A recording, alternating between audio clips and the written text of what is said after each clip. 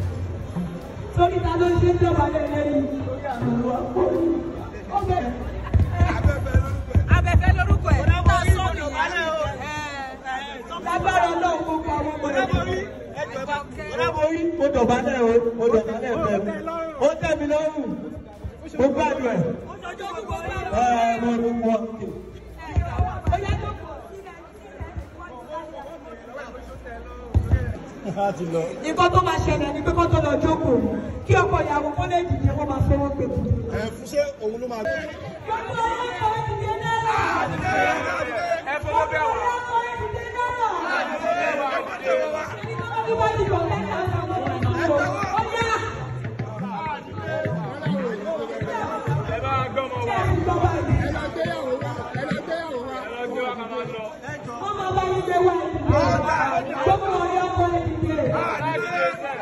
Gbogbo ọ̀rẹ́ ọkọ̀ ìdílé.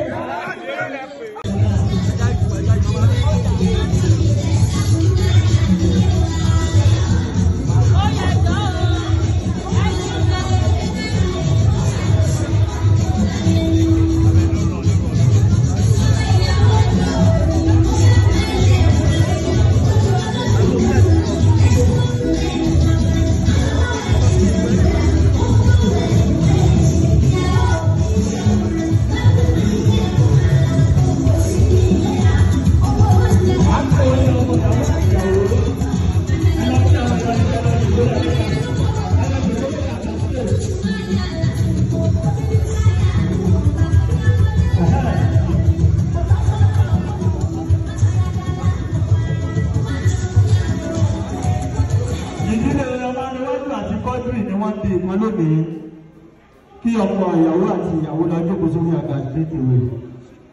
Nígbà yìí a ń lọ síbi ká ṣe àdúrà ní ẹ̀kúnrẹ́rẹ́ láti ẹkùn bàbá wa ìmáà. Gbogbo wọn tí ó bá mọ̀ pé òkànjú ọlọ́run náà ìwọ náà fọwọ́